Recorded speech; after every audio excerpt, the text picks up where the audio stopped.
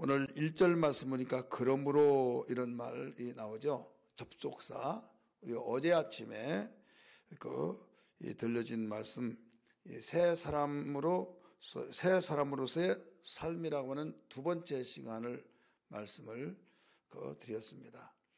우리가 금요일날 새벽에는 새 사람으로서의 삶, 첫 번째 삶을 말씀드렸고, 어제 아침 우리는 주일 아침으로서 이 두 번째 시간을 말씀을 드리는데, 이 전체 합친다고 한다면 옛사람과 새 사람에 대한 말씀인데, 우리가 새벽에 시간이 없어 잘라서 새 사람에 대해서도 두 번째로 두 번에 걸쳐서 말씀을 드린 거예요. 이 새 사람으로서의 삶을 바울 사도는 에베소 교회를 향해서 가르쳐 주면서 거기에 이제 새 사람으로서 삶을 가르쳐 주면서 다시 한번 강조점을 가리키고 있는 겁니다. 그래서 접촉사인 그러므로 이 말씀을 가르쳐 주고 있어요. 그래서 한마디로 말한다면 우리 새 사람으로서 살아가는 삶은 어떤 사람이냐?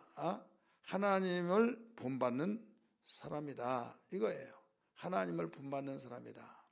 그래서 오늘 제목을 이 1절의 끝에 부분에 나오는 말씀, 하나님을 본받는 자가 되고, 이 말씀을 통해서 이 제목을 잡은 겁니다. 우리 하나님을 본받는 삶을 살아가는 것, 하나님 눈에 보여야 안 보여요? 안 보이죠. 안 보이는데 어떻게 하나님을 본받는 자가 돼야 된다고 가르쳐주고 있는가? 여러분, 우리의 신앙에 가장 이 텍스트를 알아야만 합니다. 많은 사람이 나름대로 하나님을 잘 섬긴다고 하고 열심히 하나님 뜻대로 산다고 하면서도 도대체 자기 중심 속에서 생활하는 사람들이 있어요. 어떤 사람은 하나님이 이렇게 말씀하셨다, 저렇게 말씀하셨다 하면서도 하나님의 뜻대로 산다고 하면서 그 하나님 말씀이 어떤 말씀이냐? 주님이 가르쳐 주신 것과는 정반대, 자기 중심 속에 자기가 원했던 뜻대로 하기를 원하면 마음의 소리를 듣고 하나님도 이걸 원할 거야 하면서 하나님 나 음성 들었다고 이런 식으로 또 무지한 자에게 사기치듯이 그 무지한 신앙을 통해서 마귀는 옳거니 너는 내 밥이다 해가지고 이 음성을 직접 들려주기도 해요. 그래서 무지한 자는 사기의 덫에 걸리듯이 마귀의 덫에 걸려서 하나님이 나에게 이렇게 말씀하셨다 해가지고 엉뚱한 길로 가면서 결국 하나님 영광을 가리우고 자기는 망가지고 완전히 폐가 망신되어지는 이 육체적인 삶만 망가진 것이 아니라 영혼까지 망가지는, 그래서 성경은 말하기를 호세아 4장 6절에 내 백성이 지식이 없으므로 망하는도다 라고 가르쳐줬어요. 이 지식은 어떤 지식입니까? 지금같이 지식시대로서 우리나라 보더라도 대학 시대가 아니라 대학원 시대가 됐잖아요. 이와 같이 고도의 지식을 가지고 있는데 무슨 무지한 자, 지식이 없다고 하느냐 하지만은 다른 지식은 많이 고도의 지식을 가지고 있다 할지라도 하나님 아는 지식이 없어서 망한다 이거예요. 그러면 우리가 하나님을 본받는 자가 되어야 된다. 오늘 가르쳐 줬잖아요. 제목이기도 하잖아요. 그럼 어떻게 하나님을 본받느냐? 자기의 이 텍스트가 없이 내가 마음에 이건 하나님이 기뻐하실 거야. 그러면 그 기뻐하신 뜻대로 내가 사는 것이 하나님 본받는 거지 해서 열심히 하지만은 이 텍스트 기준이 없다가 보니까 결국 이 엉뚱한 길로 가는 거죠. 자, 우리의 텍스트는 뭡니까? 하나님은 눈에 보이지 않고 보이지 않는 하나님을 우리가 알지 못하기 때문에 자기 각각의 사람들이 이건 하나님이 기뻐하실 거야, 이건 하나님이 기뻐하시고 이건 싫어할 거야, 그런 식으로 해서 하나님의 뜻이다, 하나님 나는 뜻대로 산다 이런 식으로 생각하는데 아니에요. 하나님은 눈에 보지 않고 또 예수 그리스도를 이 땅에 보내신 가운데서 육신을 입고 이 세상에 보내심을 받고 오셨잖아요. 그래서 예수는 하나님의 영광이라고 가르쳐 줬어요. 하나님의 영광이요, 하나님의 아들이요, 하나님 아버지는 눈에 보이지 않는 하나님이라고 한다면 예수님은 눈에 보이지 않는 하나님이에요. 그렇기 때문에 하나님의 아들로서 그 하나님이신데 아버지는 보이지 않는 영이시지만은 아들 대신 예수 그리스도는 눈에 보이는 육신을 입고 오셨기 때문에 바로 보이신 분으로서 우리에게 그 누구나 보이는 사람은 다 서로 보고 발견하고 그가 하는 일을 다 알게 되잖아요. 그래서 예수님은 말씀을 하시고 그 말씀대로 그대로 행하셨어요. 그래서 본보기가 되는 거예요. 우리가 찬송을 불렀잖아요. 우리가 찬송 부르면서 그 주님 본받는 삶이 뭐냐, 우리 고백된 찬송을 불렀지 않습니까? 그래서 예수는 하나님을 본받는 텍스트다. 그래서 예수님이 행하신 대로 우리가 행하는 것이 그 하나님 본받는 것입니다. 그래서 예수를 알지 못하고는 절대 하나님을 본받을 수가 없어요. 주먹구구식으로 또 자기의 마음속에 원하는 것은 하나님이 원하신 뜻이다, 내가 하나님 본받았다, 이것은 엉뚱한 말이다 이거죠. 절대 이 사람은 예수 모르는 상태에서 하나님을 본받을 수도 없고 하나님의 뜻도 모르는 거예요. 예수는 하나님의 뜻이죠. 하나님의 영광이시죠. 요한복음 1장 가르쳐 주셨잖아요. 말씀이 육신이 되어 우리 가운데 거하심에 독생자의 영광이요 하나님의 영광이라 하는 것을 가르쳐 주고 있어요. 그래서 그 요한복음 1장 17절 18절에 보면 은혜 위에 은혜더라, 은혜를 주시고 또 그 위에 은혜를 주셔서 우리는 하나님께는 영광이, 우리에게는 복된 삶, 행복한 삶을 살도록 예수를 통해서 우리에게 은혜 받고 하나님께 영광을 돌린 것을 보여주셨다 이거죠. 일러주셨어요. 그래서 예수님이 이 세상에 오셔서 말끝마다 나는 아버지께서 보내서 왔다, 내 아버지의 뜻을 행하러 왔다, 이런 말씀을 요한복음 5장 6장에서 수없이 가르쳐주고 요한복음에서 그 내용들을 수없이 강조를 하고 있어요.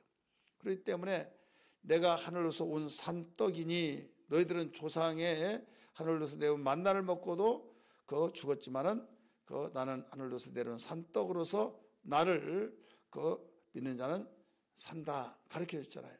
그러면서 심지어는 이것이 아버지의 뜻이다라고 일러주셨잖아요. 오늘 우리는 하나님을 본받는 자가 되려고 한다면 일단 기준이 분명해요. 뭐가 하나님을 본받는 거냐? 하나님의 영이기 때문에 보일 수가 없지만 예수를 본받는 것, 이게 곧 하나님 본받는 것입니다. 믿으시면 아멘 하시기 바랍니다. 예수를 본받는 것, 예수님 눈에 보이니까, 그래서 예수님의 공생애가 어떻냐, 어떤 일을 하시냐, 이걸 알아야 해요.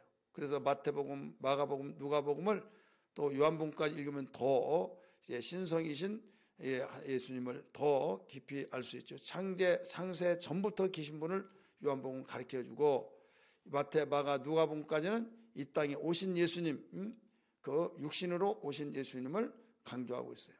그렇기 때문에 예수님이 오셔서 그 다음에 아버지의 뜻을 말씀하시고 아버지의 뜻을 따라서 오셔서 뜻대로 말씀하시고 가르치시고 뜻대로 행하시고 그 다음에 뜻대로 죽으시고 뜻대로 부활하셔서 뜻대로 하늘로 올라가시고 하나님 아버지의 뜻대로 다시 이 세상에 재림하셔서 만왕의 왕으로 모든 걸 통치하신 거예요. 그러니까 예수님이 우리의 보여주는 모든 그 텍스트가 되기 때문에 예수를 제대로 알아야 된다 이거죠.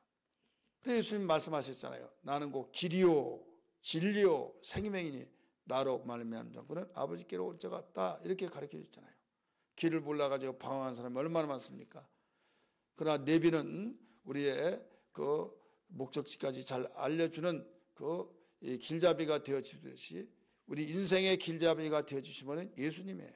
그래서 예수를 바로 알아야 된다. 여러분 예수만 제대로 알더라도요 우리가 그 방황하지 않습니다. 예수를 제대로 알면은 우리가 생명을 얻고, 예수를 제대로 알면은 우리 빛 가운데 거하고, 예수를 제대로 알면은 하나님께 최고의 영광을 돌리며, 예수 제대로 알면은 우리는 무엇을 해야 된다는 것을 제대로 알 수가 있는 거예요. 그래서 오늘 우리가 하나님을 본받으려면 어떻게 해야 하느냐, 하나님 본받는 생활이죠. 제목이. 그래서 우리가 하나님을 본받으려면 예수님을 알아야 된다. 그래서 예수님이 그 육체로 오셨기 때문에 우리는 육체적인 물질적인 존재로 만들어지기 때문에 육체로 오신 예수님을 보고 듣고 배우고 그렇게 해서 하나님이 이런 분이구나, 하나님의 뜻이 이런 분이구나, 하나님을 본받으려면 이렇게 하는구나 알게 된 거예요. 그러면 예수님이 하는 일이 한두 가지가 아니죠. 크게 보면 그 예수님은 천국 복음을 가르치시고 전파하시고 천국의 능력을 가지고 이 땅에서 병을 고치고 귀신을 쫓고 약한 자를 돕고 마귀에 눌린 자를 거기서 해방시켜주고 이런 일을 하시는데, 이걸 하나로 함축해서 말한다면 예수님은 하나님의 사랑 가운데서 행하셨다 이거예요. 하나님의 사랑 가운데 행하셨다, 이 말씀이 2절에서 가르쳐주고 있죠. 2절 한번 보세요. 그리스도께서 너희를 사랑하신 것 같이 너희도 사랑 가운데서 행하라, 이렇게 나오죠. 한마디로 말해서 우리는 하나님을 본받는 생활이 사랑 가운데 행하는 것, 이게 하나님 본받는 거예요. 그러면서 예수님이 어떻게 해서 어떤 방법으로 하나님을 그 사랑 가운데서 하나님 원하시는 사랑 가운데서 행했느냐, 이걸 설명해 주고 있죠. 예수님은 이 땅에 오신 예수님은 그는 우리를 위하여 자신을 버리사 향기로운 제물과 희생 제물로 하나님께 드리셨느니라, 이렇게 나오죠. 그래, 하나님 본받는 것을 예수님을 통해서 우리에게 가르쳐 주시고 보여주시는데, 두 가지로 가르쳐 주면서 이 두 가지를 같이 통합해서 가르쳐 준 세 가지로 오늘 가르쳐 주셨어요. 하나는 하나님을 향한 수직 관계로서 하나님을 본받는 것이 이런 것이다, 이걸 가르쳐 주셨어요. 그 다음에 또 하나는 수평 관계로 가르쳐 주셨어요. 그 다음에 수직 관계, 수평 관계 함께 가르쳐 주시면서 이것이 하나님 본받는 생활이다, 이렇게 일러주신 거예요. 방금 읽었던 2절은 수직 관계, 하나님 사랑하는 것을 가르쳐 준 거예요. 하나님 사랑하고 인간을 사랑하는데 하나님 사랑을 통해서 인간을 사랑이 완성이 된다, 이거예요. 하나님 사랑을 통해서. 그러니까 하나님 사랑하지 않고는 절대 인간을 온전하게 살아갈 수가 없어요. 감정적으로 내가 너를 사랑한다, 당신을 사랑한다 하다가 감정에 틀어지면 언제 사랑했느냐 해서 문제가 심각하게 크게 되죠. 심지어는 죽이고 심지어는 참 비참한 비극을 만들어내는, 오늘날 우리가 어렵지 않게 뉴스를 통해서도 접하게 되지 않습니까? 여기 예수님이 하나님을 본받는 텍스트가 되기 때문에 2절에서 다시 한번 보면 그리스도께서 너희를 사랑하신 것 같이 너희도 사랑 가운데서 행하라. 그러니까 우리가 수평관계 같이 느껴지잖아요. 그리스도께서 우리를 사랑하신 것 같이 너희들도 사랑하라. 근데 그 사랑의 힘이 어디에서 나왔느냐 이거죠. 사랑의 힘이 예수님이 이 세상에 죄 많은 인간들을 사랑하시고 죄 많은 인간을 위해서 십자가에 못 박혀 죽으시고 죽지 않도 되는데도 왜 이렇게까지 죽었느냐. 우리 인간을 사랑하셨어요. 내가 그리스도께서 인간을 사랑하는 것은 너희들도 서로 사랑하라. 그러니까 수평관계잖아요. 근데 수평관계이지만은 수평관계의 그 사랑을 본을 보여주셨는데, 하나님의 사랑을 보여주셨는데, 이것은 예수님이 이 땅에 오셔서 아버지 하나님을 사랑하셨다고 하는 이 힘에 의해서 수평관계가 이루어진 것이다 이거죠. 그래서 이어서 가르쳐 주셨어요. 예수님은 우리를 위하여 자신을 뭐라고 했어요? 버리사 하나님께 제물로 드렸다 이거죠. 향기로운 제물과 희생제물로 하나님께 드리시느니라. 자, 하나님께 드렸으니까 수직이죠. 수직관계. 하나님을 사랑해서 죽기까지 복종하시고 순종하시면서 향기로운 하나님께 제물과 희생제물을 드렸다, 이렇게 일러준 거예요. 여러분, 우리가 가정 식구를 사랑하고 이웃을 사랑하고 우리 사랑이 제일이라고 하면서 사랑을 강조하면서 우리가 열심히 사랑하면서도 하나님께 드려지지 않는 사랑은요, 이게 박애주의 사상 속에서 하는 거예요. 박애주의를 신앙으로 생각하면 오해입니다. 박애주의는요, 예수님 믿지 않더라도 사랑을 강조하고 우리가 사랑을 얼마나 강조하는지 몰라요. 휴머니즘으로 나간 거예요. 인간을 사랑하고 우리가 사랑해야지. 그러니까 이 사랑만을 강조하면 예수님이 사랑한 것과 사람들이 사랑을 강조하는 거고 똑같아요. 사랑이란 단어는. 사랑이란 예수님이 사용하는 사랑의 단어하고 그들이 사랑하는 단어가 원어에는 다르지만은 여기에서 우리는 똑같이 느껴지잖아요. 우리 특별히 소리 글자에서는. 그러니까 우리가 사랑이라고 하면 신앙 좋다, 믿음 좋다 생각하고 예수님 믿지 않은 사람도 똑같은 사랑으로 알고 있고 그래서 세상은 모두 수평적인 사랑을 가르치고 있어요. 부모가 자녀를 사랑하는 것도 수평적인 거예요. 수직인 것은 하나님 사랑, 하나님을 사랑하는 그 힘 때문에 수평적인 사랑한 거예요. 그래서 여러분이 가정에서 정말로 행복하고 섬기고 사랑할 수 있으려면 하나님 먼저 사랑해야만 합니다. 발전기가 없이 발전되지 않은 전기를 사용할 수 있을까요? 사용할 수 없는 거예요. 발전되어져서 전기가 생산되어지는 그걸로 가정에서, 공장에서, 기업체에서, 여기저기서 다 사용하는 것처럼 하나님 사랑하는 그 힘을 가지고 서로 사랑하는 것입니다. 이것을 본받으라, 이것을 보여주신 거예요. 그래서 이 절에서 잘 가르쳐주고 있는 겁니다. 두 번째는 하나님 본받는 것을 어렵게 본받을 것을 말씀하지 않고 아주 기초적이고 아주 상식적이고 그것을 본받으라는 거예요. 마땅히 해야 할 일이 상식적인 거죠. 윤리와 도덕적인 거죠. 3절 한번 보세요. 3절 시작. 음행과 온갖 더러운 것과 탐욕은 너희 중에서 그 이름조차도 부르지 말라. 이는 성도에게 마땅한 바니라. 마땅한 바니라. 이게 상식적인 거죠. 윤리와 도덕적인 거죠. 예수 믿은 사람이 하나님을 마음속에 주님을 모시고 우리가 하나님의 자녀로서의 마땅히 행해야 할 일이 입술에서도 우리가 그 이름조차도 부르지 말아야 할 것이 어려운 건 아니다. 음행과 온갖 더러운 것과 탐욕은 너희 중에서 그 이름조차도 부르지 말라. 이것은 너희들이 성도로서 하나님의 자녀로서 공동체를 이루는 단체로서 마땅한 일이다 이거예요. 우린 지체잖아요. 그래서 손이 아픈데 발도 아프고 온몸이 고통을 느끼듯이 그래서 아프지 말아야만 전 지체가 행복하는 거예요. 공동체 가운데서 한 사람이 그 더러운 말을 하고 상식이 통하지 않는 행동을 취하면 벌써 지탄을 받을 수밖에 없죠. 그래서 2절에서 마땅히 해야 할 말을 하라. 어려운 건 말한 거 아니에요? 하나님 본받으라 보니까 막 대단하게 어렵게 생각하고 있는데 하나님은 우리 패부를 살피시고 연약함을 아시기 때문에 가장 기본적이고 기초적인 거예요. 세 번째, 우리 감사하는 말을 하라라고 가르쳐줘요. 감사하는 말을 하라. 4절 한번 볼까요? 누추함과 어리석은 말이나 희롱의 말이 마땅치 아니하니 오히려 감사한 말을 하라.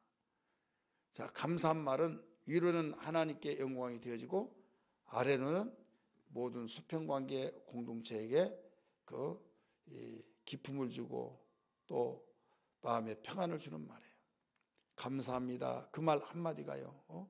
하나님 영광 받으시고 사람 모든 우리 수평관계 공동체에서는 교회 안에서는 훈훈한 분위기가 참 부드럽죠. 근데 불평, 원망, 막 더럽고 막 추하고 싸납게 막 말하면서 이런 말은요, 그 공동체를 완전히 얼음판으로 만드는 거예요. 그래서 하나님 본받는 생활이 뭐냐? 우리 교회는요, 반드시 하나님 본받는 생활이 되어야 한다 이거죠. 이게 새 사람으로서 해야 할 일이다. 이제까지 세 가지를 말씀드렸어요. 하나는 뭐라고 그랬어요? 우리가 서로 사랑하라. 이 서로 사랑하는 일은 먼저 하나님께 드려지는 사랑이 있을 때만이 그 사랑을 거기서 배워서 하는 거예요. 여러분, 모든 교육의 중요성이 배우지 아니하고 어떻게 할 수가 없잖아요. 알지 못하고 어떻게 생각할 수가 없잖아요. 그래서 사랑이라는 거 우리는 제대로 배워야 된다. 그죠? 제대로 배워야 우리는 제대로 사랑할 수가 있다. 그래서 하나님께 드려지는 삶. 그래서 향기로운 제물로 죽기까지 복종하시는 그 사랑. 그래서 그 사랑을 나누게 된 거죠. 두 번째는 마땅히 해야 할 일. 이거 3절에서 가르쳐 주셨어요. 4절에서는 감사한 말.